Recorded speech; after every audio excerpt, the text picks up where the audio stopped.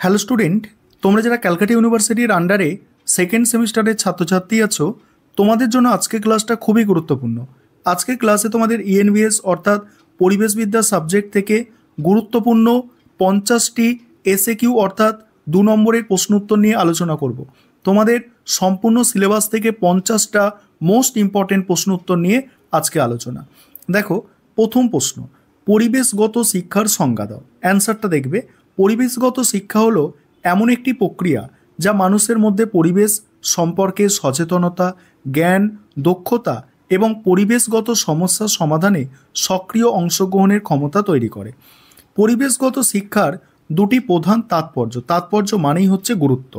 1 নম্বর হচ্ছে পরিবেশের টেকসই ব্যবহার নিশ্চিত করা, 2 নম্বর হচ্ছে পরিবেশগত সমস্যাগুলির মোকাবিলা করার জন্য নাগরিকদের প্রস্তুত করা। পরের প্রশ্ন, তিবলিসি ঘোষণা বলতে কি বোঝো? সালটা মোস্ট ইম্পর্টেন্ট, এমসিকিউতে তোমাদের আসতে পারে। 1977 সালে জর্জিয়ার তিবলিসিতে অনুষ্ঠিত এটি একটি আন্তর্জাতিক সম্মেলন যেখানে বিশ্বব্যাপী পরিবেশগত শিক্ষার উদ্দেশ্যে লক্ষ্য ও নীতি নির্ধারণ করা হয়। তারপরে, পরিবেশ সচেতনতা ও পরিবেশগত শিক্ষার মূল পার্থক্য কী? সচেতনতা হলো পরিবেশের সমস্যা সম্পর্কে প্রাথমিক উপলব্ধি, আর শিক্ষা হলো সেই সচেতনতাকে জ্ঞান ও দক্ষতার ভিত্তিতে পরিবেশ বান্ধব কাজে রূপান্তরিত করার একটি প্রক্রিয়া। তারপরে হচ্ছে পরিবেশগত শিক্ষার দর্শন কী? এই দর্শন মানুষ ও প্রকৃতির মধ্যে সম্প্রীতিপূর্ণ সহাবস্থান এবং পরিবেশের প্রতি নৈতিক ও দায়িত্বশীল মনোভাব গড়ে তোলার ওপরে জোর দেয়। নেক্সট আছে, পরিবেশগত শিক্ষাকে আজীবন প্রক্রিয়া বলা হয় কেন? দেখো, পরিবেশের সমস্যা ও চ্যালেঞ্জগুলি নিরন্তর পরিবর্তনশীল, তাই এই সমস্যাগুলি মোকাবিলার জন্য মানুষকে সারা জীবন ধরে নতুন জ্ঞান ও দক্ষতা অর্জন করতে হয়। বন সংরক্ষণ আইন 1980 এর প্রধান উদ্দেশ্য কী ছিল? এই আইনটি বনভূমিকে অরণ্য বহির্ভূত কাজে ব্যবহার করার উপর কঠোর নিয়ন্ত্রণ আরোপ করে এবং এই ধরনের পরিবর্তনের জন্য কেন্দ্রীয় সরকারের অনুমোদন বাধ্যতামূলক করে। তারপর দেখো, জল দূষণ প্রতিরোধ নিয়ন্ত্রণ আইন 1974 এর মূল লক্ষ্য। এই আইনের মূল লক্ষ্য হলো জল দূষণ প্রতিরোধ করা, জলের স্বাস্থ্যকর গুণমান বজায় রাখা এবং সেই উদ্দেশ্যে কেন্দ্রীয় ও রাজ্য দূষণ নিয়ন্ত্রণ বোর্ড প্রতিষ্ঠা করা। তারপরে, পরিবেশ সংরক্ষণ আইন 1986 কে ছাতা আইন কেন বলা হয়? এই আইনটি পূর্ববর্তী বিভিন্ন পরিবেশ আইনের ফাঁক পূরণ ও সেগুলির কার্যকারিতা সমন্বয় করার জন্য একটি ব্যাপক কাঠামো প্রদান করে, তাই একে ছাতা আইন বলা হয়। নেক্সট আছে, দেখো, মন্ট্রিল প্রোটোকল। ঠিক আছে, মন্ট্রিল প্রোটোকল এর প্রধান লক্ষ্য কী? দেখো, 1987 সালে স্বাক্ষরিত এই চুক্তির মূল লক্ষ্য হলো ওজোন স্তর ক্ষয়কারী পদার্থগুলির উৎপাদন ও ব্যবহার ধাপে ধাপে হ্রাস করা। Next, Kyoto protocol. দেখো, এটি একটি আন্তর্জাতিক চুক্তি যা 1997 সালে গৃহীত হয়। এই চুক্তিতে উন্নত দেশগুলির জন্য নির্দিষ্ট লক্ষ্যমাত্রা নির্ধারণ করে গ্রিনহাউস গ্যাসের নির্গমন হ্রাস করার কথা বলা হয়েছে। তারপরে, জীববৈচিত্র্য আইন 2002 2002 এর 3টি মূল উদ্দেশ্য: জীববৈচিত্র্য সংরক্ষণ, এর উপাদানগুলির টেকসই ব্যবহার, আর জিনগত সম্পদের ব্যবহার থেকে ন্যায্য সুবিধা ভাগ করে নেওয়া। তারপরে হচ্ছে, দেখো, পরিবেশ বিধি বাস্তবায়নে আমলাতান্ত্রিক দুটি সমস্যা উল্লেখ করো। পরিবেশগত সিদ্ধান্ত গ্রহণের ক্ষেত্রে দীর্ঘসূত্রিতা, আর হচ্ছে কেন্দ্রীয় ও রাজ্য সংস্থাগুলির মধ্যে সমন্বয়ের অভাব। তারপরে, বিষ্ণুই আন্দোলন কি? 15 শতাব্দীর এই জাতীয় পরিবেশ আন্দোলন মানে গুরু জাম্ভেশ্বর দ্বারা শুরু হয়। এই সম্প্রদায়ের মানুষ বৃক্ষ ও বন্যপ্রাণী সংরক্ষণে নিজের জীবন উৎসর্গ করার জন্য পরিচিত। চিপকো আন্দোলনের মূল কথা কি? তিয়াত্তর সালে শুরু হওয়া এই আন্দোলনের মূল নীতি ছিল গাছ কাটার সময় প্রতিবাদকারীরা গাছকে আলিঙ্গন করে বৃক্ষ কর্তনকারীদের বাধা দিত, অর্থাৎ যারা বৃক্ষ কাটত তাদের বাধা দিত। সাইলেন্ট ভ্যালি আন্দোলন কেন হয়েছিল?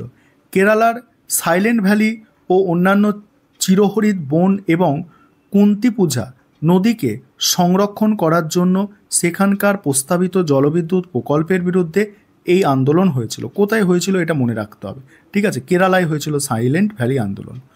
নর্মদা বাঁচাও আন্দোলনের প্রধান দাবি কী ছিল?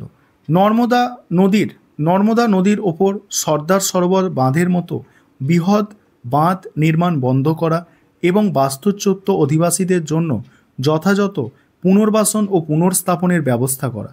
নেক্সট হচ্ছে দেখো পুনর্বাসন ও পুনর্স্থাপনের মধ্যে পার্থক্য। পুনর্বাসন হলো বাস্তুচ্যুত মানুষকে নতুন স্থানে স্থানান্তর করা, আর পুনর্স্থাপন হলো তাদের হারিয়ে যাওয়া জীবিকা, সামাজিক জীবন ও অর্থনৈতিক অবস্থা পুনরায় ফিরিয়ে আনা।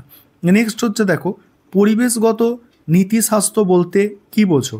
এই নীতিশাস্ত্রের এটি নীতিশাস্ত্রের একটি শাখা যা মানুষের পরিবেশের প্রতি নৈতিক দায়িত্ব এবং মানুষের পরিবেশগত সিদ্ধান্তগুলির নৈতিক মূল্যবোধ নিয়ে আলোচনা করে। ইকো ফেমিনিজম কি? মোস্ট ইম্পর্টেন্ট প্রশ্ন। এই মতবাদ অনুযায়ী নারীদের ওপর পুরুষতান্ত্রিক আধিপত্য এবং প্রকৃতির ওপর মানুষের আধিপত্যের মধ্যে একটি গভীর যোগসূত্র আছে, তাই পরিবেশ রক্ষা ও নারীর অধিকার একই সাথে প্রতিষ্ঠিত হবে। তারপরের প্রশ্ন, গভীর বাস্তুবিদ্যা অর্থাৎ ডিপ ইকোলজির মূল কথা কি? ডিপ ইকোলজি এই দর্শন অনুসারে প্রকৃতিতে সকল জীবের অন্তর্নিহিত মূল্য রয়েছে এবং মানুষের উচিত নয় তাদের প্রয়োজন মেটাতে প্রকৃতির ওপর অতিরিক্ত হস্তক্ষেপ করা। নেক্সট আছে দেখো মানব জনসংখ্যা বৃদ্ধির ফলে পরিবেশের ওপর দুটি প্রভাব। 1 নম্বর হচ্ছে প্রাকৃতিক সম্পদের অতিরিক্ত ব্যবহার, আর 2 নম্বর হচ্ছে পরিবেশের বহন ক্ষমতার ওপরে চাপ সৃষ্টি। নেক্সট আছে দুর্যোগ ও বিপর্যয়। বিপদটা বলতে পারো বিপর্যয় মানে দুর্যোগ, আর এটা হ্যাজার্ড মানে হচ্ছে বিপর্যয়। এর মধ্যে পার্থক্য দেখো।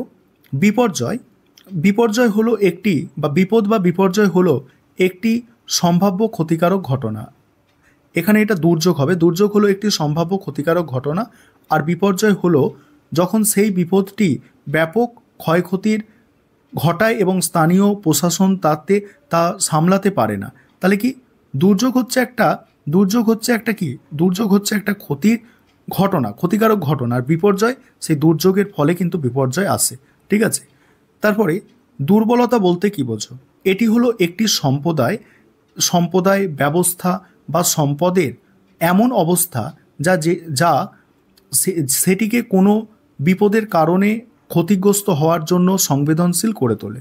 মনুষ্যসৃষ্ট বিপর্যয়ের উদাহরণ ভোপাল গ্যাস বিপর্যয়, ফুকুশিমা পারমাণবিক বিপর্যয়, এগুলো হচ্ছে মনুষ্যসৃষ্ট বিপর্যয়, মানুষের তৈরি।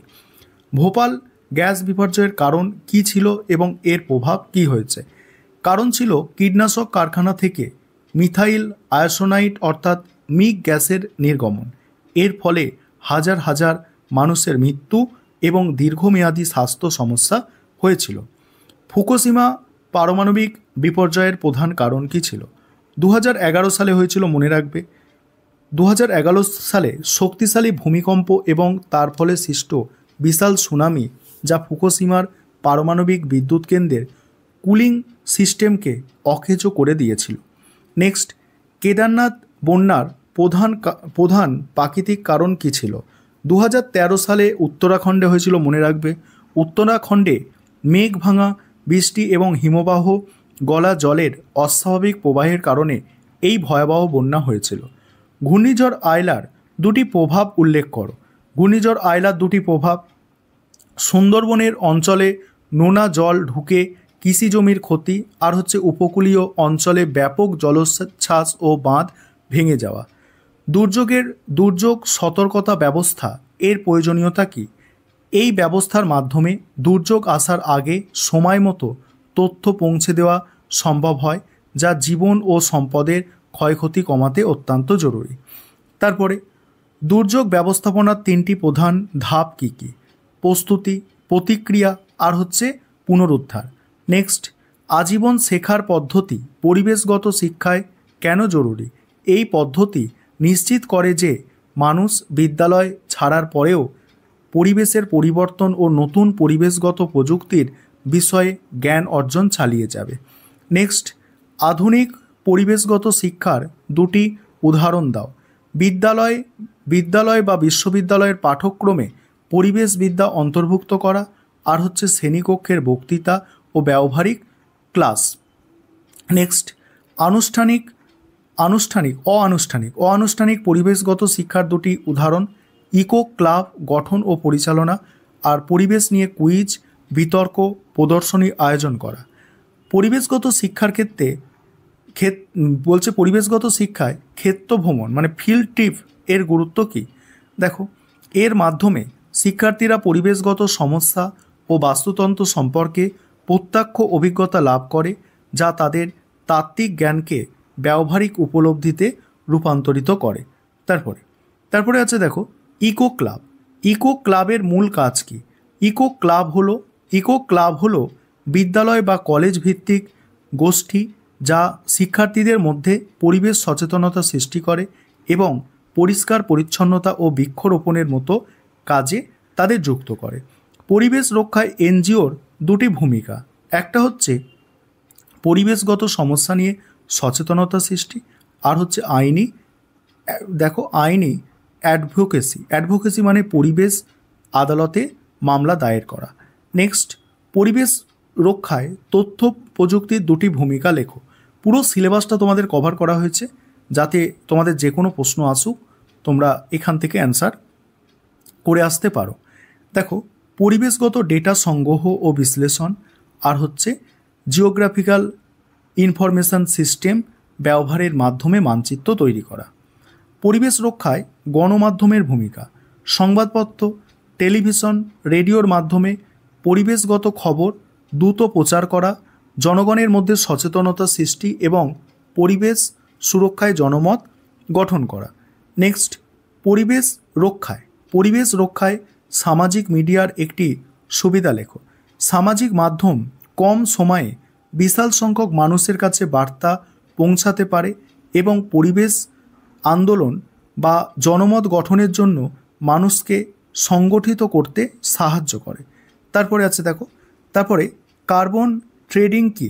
কার্বন ট্রেডিং কিয়োটো প্রোটোকলের একটি প্রক্রিয়া যেখানে একটি দেশকে তার নির্ধারিত গ্রিনহাউস গ্যাস নির্গমন কোটার চেয়ে কম নির্গমনের জন্য ক্রেডিট বিক্রি করার অনুমতি দেওয়া হয়।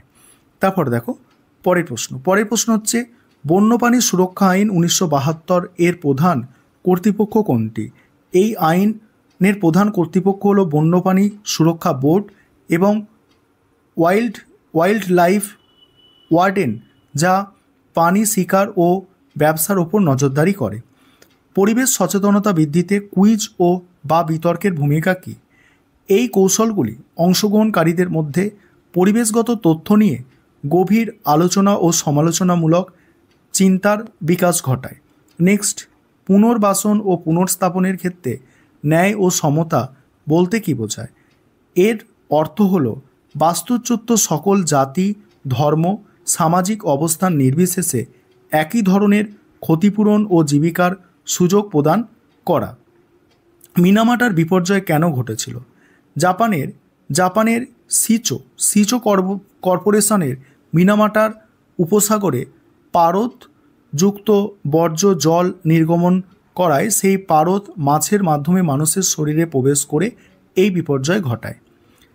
তারপরে বিপর্যয়ের ঝুঁকি হ্রাস বলতে কী বোঝায়? এটি হলো বিপর্যয়ের ঝুঁকি বিশ্লেষণ ও পরিচালনার একটি পদ্ধতিগত প্রক্রিয়া, যার লক্ষ্য হলো বিপর্যয় প্রতিরোধ ও মোকাবিলার জন্য ক্ষতিগ্রস্ত হওয়ার প্রবণতা হ্রাস করা। নেক্সট হচ্ছে পরিবেশগত শিক্ষায় পেডোলজি বা শিক্ষাবিদ্যার ভূমিকা। পেডোলজির সঠিক শিক্ষণ কৌশল যেমন প্রকল্প, ক্ষেত্র সমীক্ষা এবং মূল্যায়নের পদ্ধতি নির্ধারণ করে, যা পরিবেশগত শিক্ষার লক্ষ্য অর্জনে সহায়তা করে। পরিবেশ রক্ষায় সরকারি প্রতিষ্ঠানের একটি আইনি বলছে পরিবেশ রক্ষায় সরকারি প্রতিষ্ঠানের একটি আইনি কাজ। দেখো,